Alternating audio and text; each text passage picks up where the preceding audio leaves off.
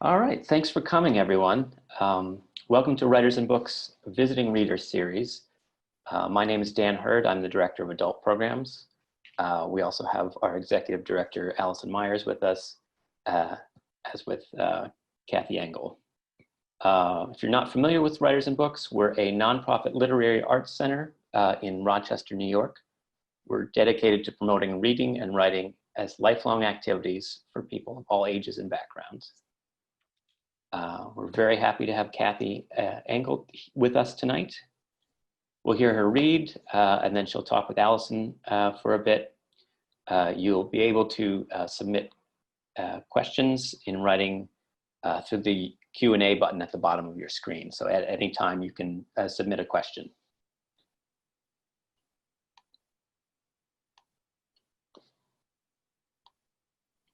Kathy, thank you for being here.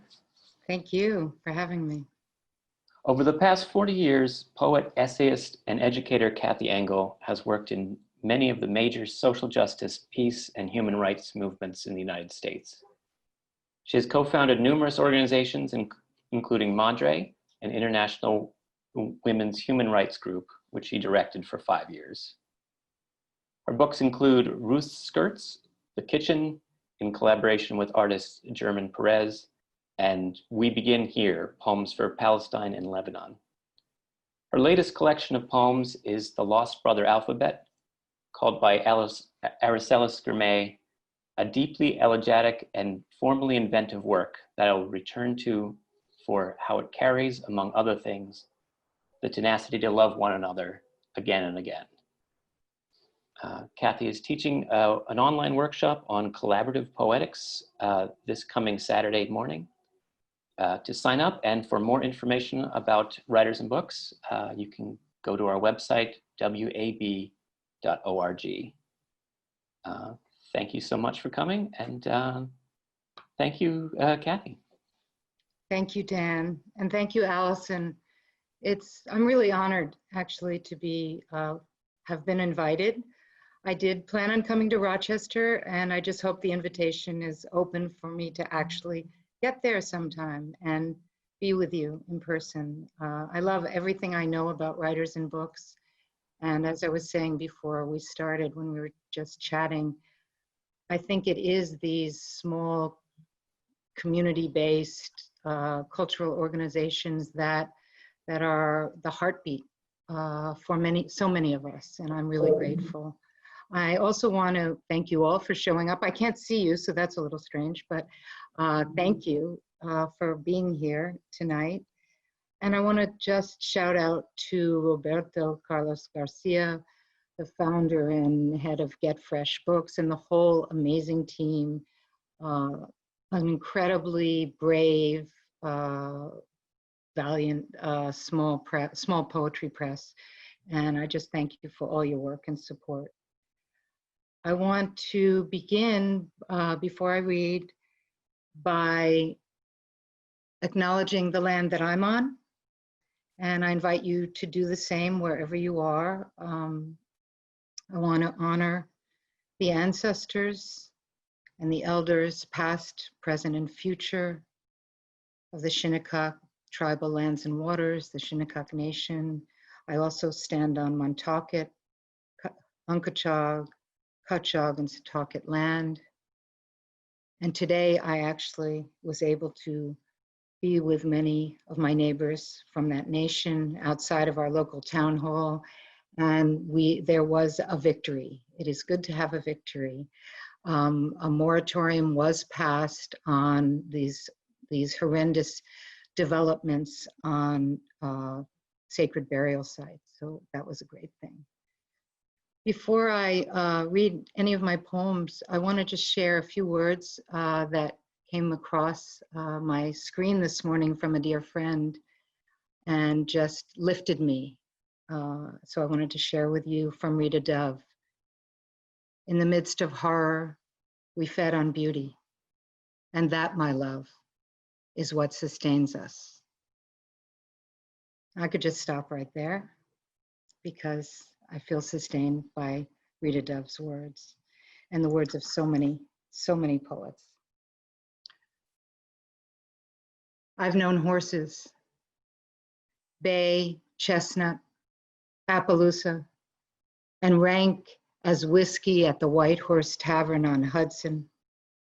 I've watched a skinny lone colt trot through Managua's unmarked streets in wartime, and I've dodged the hooves of shaggy Clydesdales, spurred into frenzy by police at a sit-in. But the horses I've known all night in the hot, furred air of becoming, their ancient ink eyes see to the side, their ghosts gallop at my shore. So this book, The Lost Brother Alphabet, this was really one way or another 13 years in the making. So there are some relatively new poems, some much older. The title, The Lost Brother Alphabet, refers to a sequence that threads through the book, an elegiac sequence in memory of my brother, who took his life in 2011. And there are also elegies to my dad, and then a whole lot of other poems. So I'm going to read some of each. The Lost Brother poems you'll know because they each start with a letter of the alphabet. That's how they're framed. And I will begin with G. Good or not good. Hand at groin on the couch after dinner. Grandiose, a gazillion everythings. Grief is a body part. Gone, brother, gone, but a gun. This next poem is for my dad. It's called Staying in My Dead Dad's Apartment. I blew a fuse trying to heat up the bathroom for my daughter. Had to call Manny the super on Sunday night during Yankees game. He panted up last flight of stairs. I thought I might be responsible for heart failure, and Dragon Landlady would discover I was squatting in apartment, ignorant of trip switches. I opened the window to check the weather. It wouldn't close again. Found some of Dad's D200 or whatever that can is in a corner. Sprayed it like crazy. Stood there sweating, afraid to open the window. Unexpected October sun leaking through the skylight. I cracked the Chemex coffee pot, one of 3 different sizes, on a light wood shelf Dad made. Returned it to the shelf with a sticky note, broken, will replace, K.E. I bumped into my dad in the narrow kitchen where he used to stand, his blue and white striped shredding terry bathrobe half open, talking in early morning, concocting his sugar omelet with berries. He said, "Don't worry about it, Kath. These are just things." We had a cup of coffee. He gave me an odd, disappearing smile, then went back to death.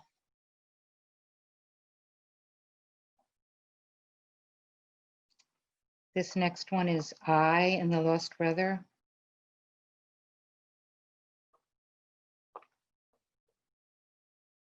I, inside, you're insatiable, inside your instant gratification, inside your chocolate yodels, inside your irritated knee, your itching sex, your illicit, inside, inside, inside the ink of you, the eye of you, the irrepressible, innermost, inside there.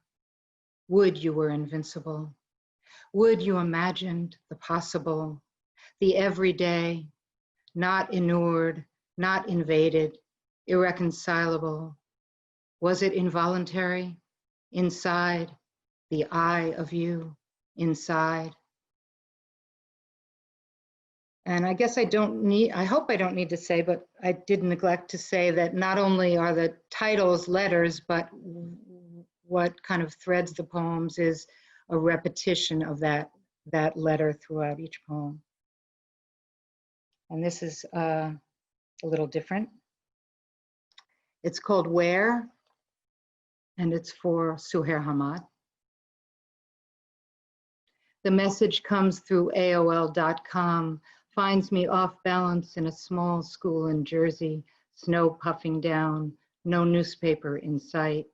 Hi, love, the message reads, thinking of you, in London, part in Gaza. Unsigned, I know the email address like my own name, reply too quickly, no words in the text, then correct my mistake. Love, I write, yes, part in Gaza. I don't know what else to say. Is there a poem in Gaza that hasn't been written? I know you're Palestinian, he said to me. I know you are, a man in the Daisha camp. Guards questioned me at the Tel Aviv airport. Where did we go? Did we visit a mosque, a synagogue? Did I eat the poems of Darwish? Drink coffee he brewed, each grain an ode, standing at his window of fire, my tax dollars shining through. In my suitcase, I wrapped shards of a bulldozed home, the only teacup, flew back, a dirty gull with a passport. Each story, contraband. We are related. I rub olive oil on arms, belly, neck, soak bread in it. I had to see for myself. After Seder's bitter herbs, taste the lie. Now I understand, my mother said. Now I understand. Reading my journey, Jewish girl, promised land, betrayal, a poem in Gaza. This is Now I Pray. I think I need my glasses.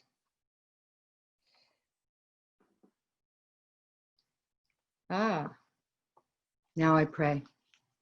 Ashen face, wool hat bobbing, the young boy's eyes dart to me, then up at the man pulling a rolly suitcase whose hand he holds, then back at me. His legs move as if without gravity. The man asks, do you know a church on this street that serves free food? I want to say I know, that the names of churches on an avenue called America's roll out of me. I want to tell you it is temporary, their condition. Suitcase, darting eyes, seeking free food at 9 p.m. in a big city on a school night. I want to tell you I don't for a moment wonder if that is really the boy's father or uncle or legitimate caretaker. Something in the hand holding and eyes, having watched too many episodes of Law and Order. I want to tell you I take them to a restaurant and pay for a warm meal or empty my wallet, not worrying how offensive that might be, because in the end, hunger is hunger. I want to tell you I call someone who loves them, that there is someone, and say, your guys are lost, can you come? I want to tell you I sit down on the sidewalk at the corner of Waverly and pray that all passing by, anonymous shoes in a chorus of prayer, humming like cicadas in the Delta. I want to tell you the boy and the man eat food encircled by the warmth of bodies. I want to turn the cold night into a feast. I will tell you I am praying. This is W and the Lost Brother. W, wrong. Wrong when you are gone, your pain so plain and not plain, and mine. What else to do when we remain? Wrong, wrong, wrong. So plain, I've made a poem of this pain. Wrong, wrong, wrong. I search the ash, the stone, the flame, my own stain and yours.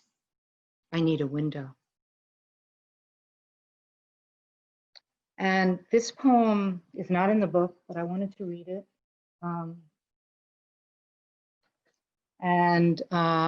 wanted to also take note of the fact that today and tomorrow I'm joining in, and I hope many others are, in scholars' strike for racial justice and in support of Black Lives Matter. And this I wrote about 1.5 years ago. It's called Falling. Over a box in my office, hard and awkward, bending my arm, yelled at 2 sweet students who came running in, I'm fine, get out. I fell perhaps because I'm getting older, because I was rushing, not paying attention, or empathy for Jasenia who fell the day before, perhaps because I'm tired. All my body knew after falling was that I just heard yet another story from someone I call sister, who is a Black woman in America, about doing big work, then getting shafted by white women. I've witnessed these stories, no doubt somehow, sometime, in some way, have been complicit, even if by not standing strong enough, speaking loud enough, or not at all, not trusting what I deeply know. I thought maybe I should retire early to open a space for a Black woman. It's fact that in universities, more women of color are teased with adjunct or visiting carrot than offered full course meal. Maybe I fell because no part of me knows what theory, art making, or structure will adequately address the unforgivable. So I fall and get up, not alone, along with the stories my body plants, carries, and hoards.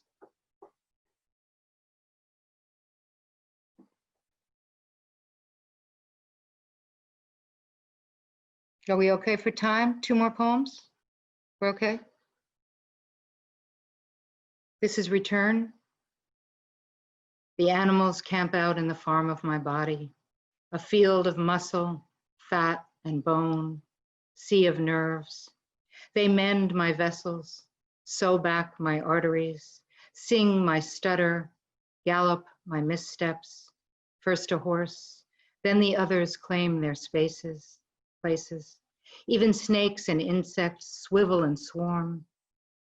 I thought the rupture within was all a human thing. The mother, the father, the lost girl. Now I understand. The earth itself is calling, and the animals, buried, scattered, those who rise, snort, bellow, murmur, hiss, their hooves, wings, fins, and tentacles, seed the soil, repair the soul. And this will be my last poem, To Kneel, which I wrote at the end of 2017, and it was actually released as a video with a choral reading just before Super Bowl, February 2018. To kneel. The Black men who make wages from the brutal banging of the skull, pounding of the knees, arms reaching like branches in the long arc of a pass, now kneel. The muscles of their soles, the soles of their cleats, stretch of their thighs speak. Fans and refs yell, commentators jabber, and behold, one knee, hand to ground. They kneel. The weight of their built-up bodies pulled earthward, as if called by those from before to kneel now, refusing to salute this country's killing field. Those with the heart to be the lonely first, their knees sing. Jobs at stake, they kneel for the inheritors, for the future dignity of bodies to choose to stand or touch down, and the joining too. Some then flocks, arms threaded, waving flags of jerseyed bodies, an anthem for the uncountable to be counted. And to those who drop to the knee, only in the recesses of a locked back room, or those who switch and bait in the light amid the throngs, or those who hide behind their whiteness, who will be there to kneel for you when such a time comes, as it will come? What will you say when your children or your grandchildren, their friends or lovers, ask what parts of your bodies touched the ground in the moment of loyalty or the moment of betrayal? What would I? Thank you so much.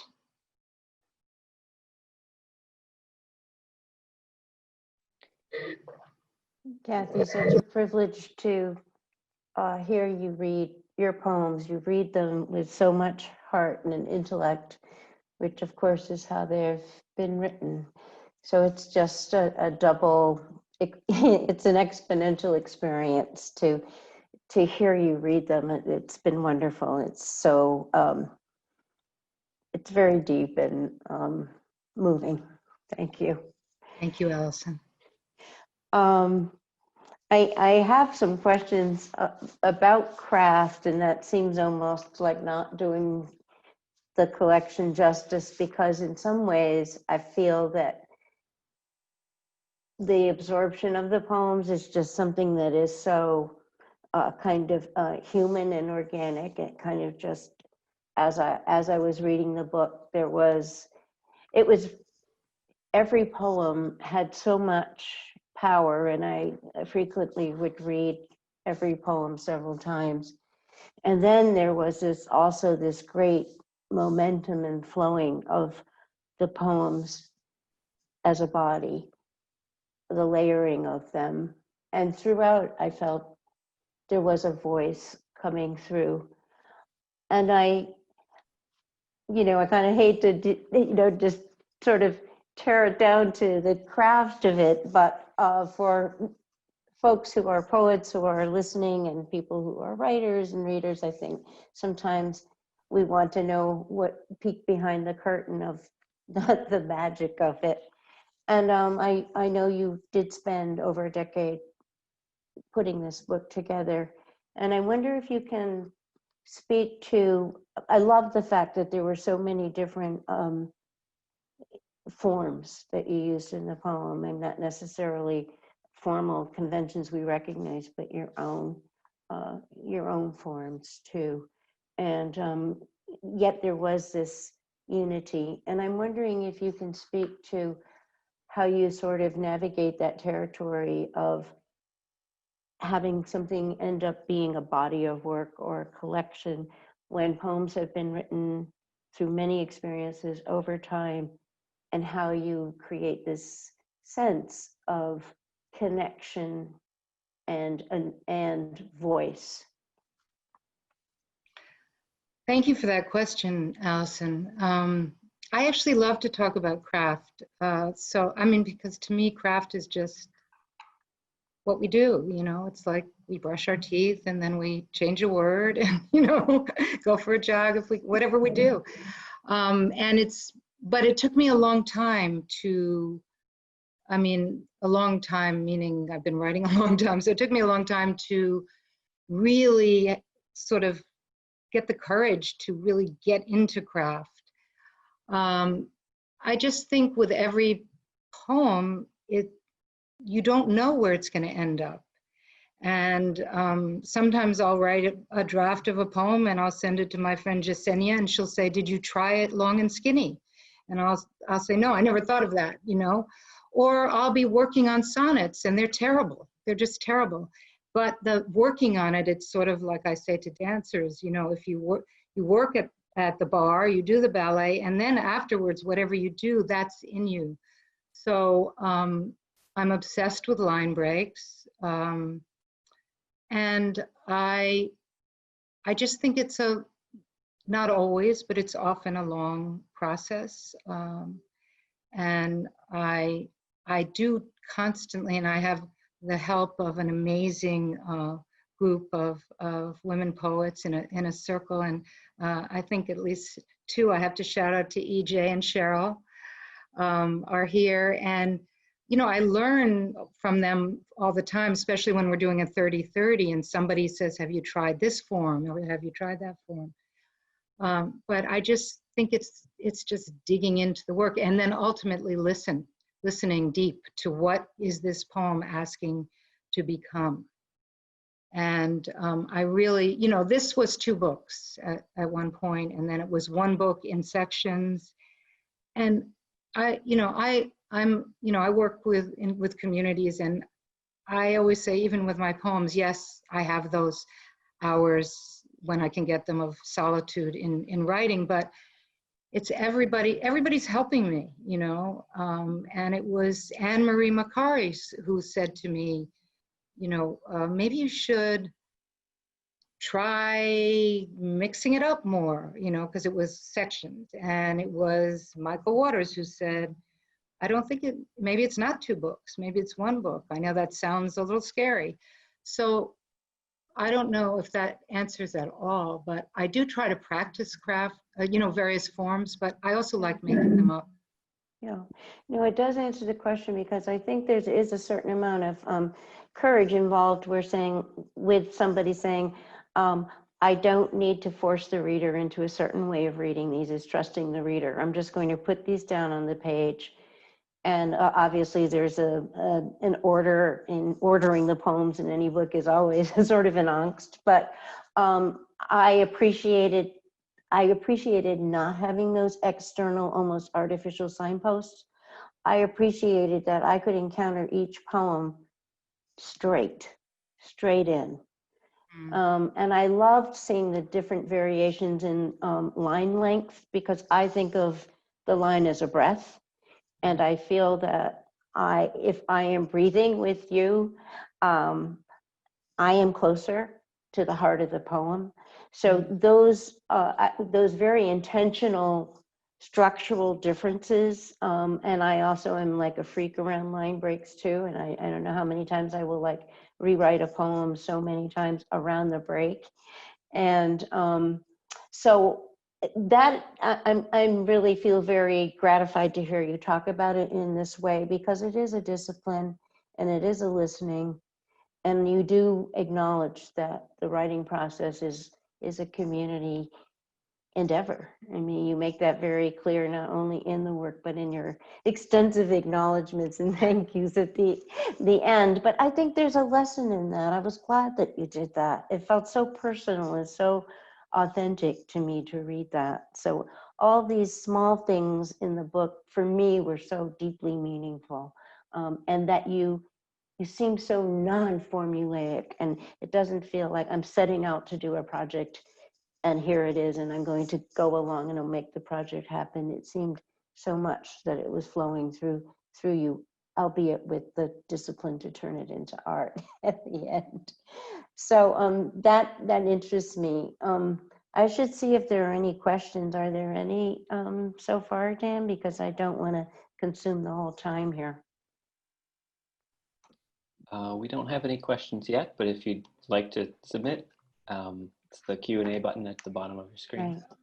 So I know we're coming to the end, and there's a poem I especially love. I love all the poems in this book, I have to say. I never say that about a book of poems. Oh, thank you. If we don't have questions, I'm wondering if we can close out by having you read this poem that I love, which is Volunteer. I would love to read the poem you love.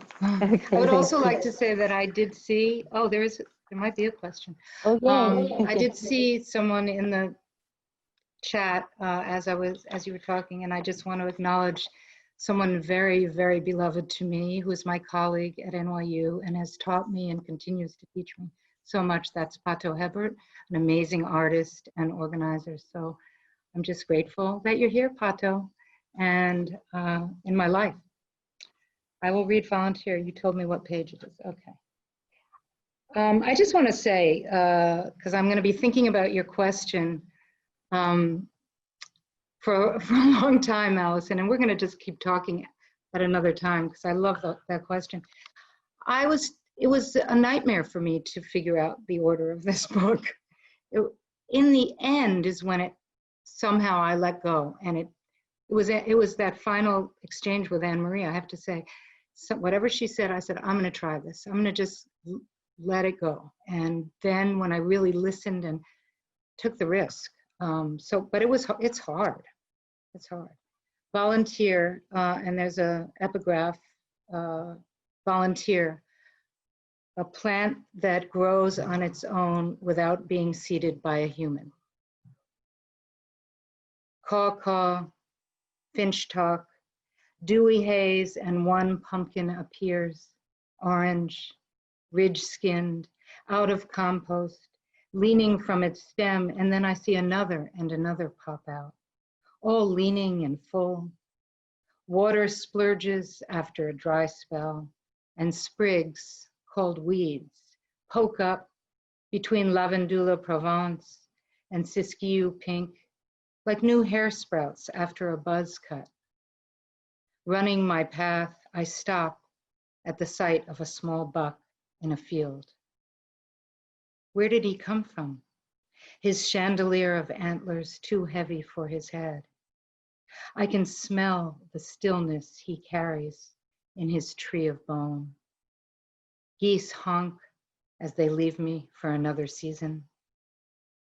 Who invited any of us here? Who gives permission to leave?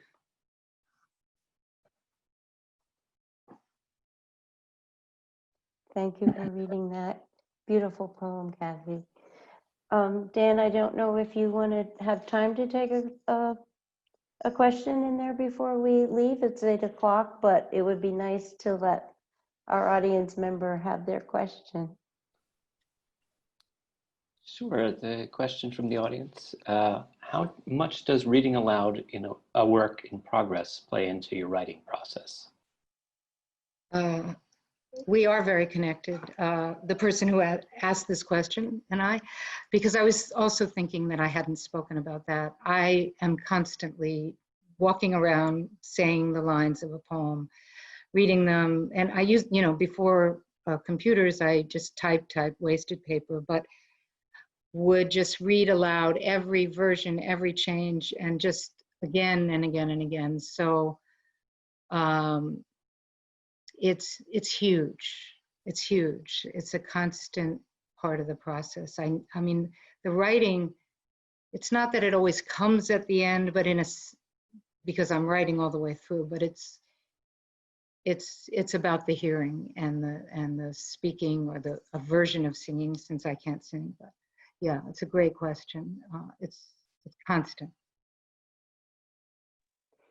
I think that very much comes through in the writing, because when I read a book like this, I read out loud also, and try to be guided by the breadth or the length of the line. And there is so much of that beautiful rhythm and musicality in the poem. So I imagined you writing in that way. So it's interesting to hear you say it. So I just want to say so many thanks for being with Writers and Books for this, and we most certainly will have you back in the after. We'll make that happen. It would be tremendous to have you actually here in Rochester with us. Kathy, thank you so much. Thank you. And thank you, Allison, for all your work all these years. Just an amazing contribution. Thank you. You're kind. Thank you. Good night. Thanks for coming, everyone. Take care.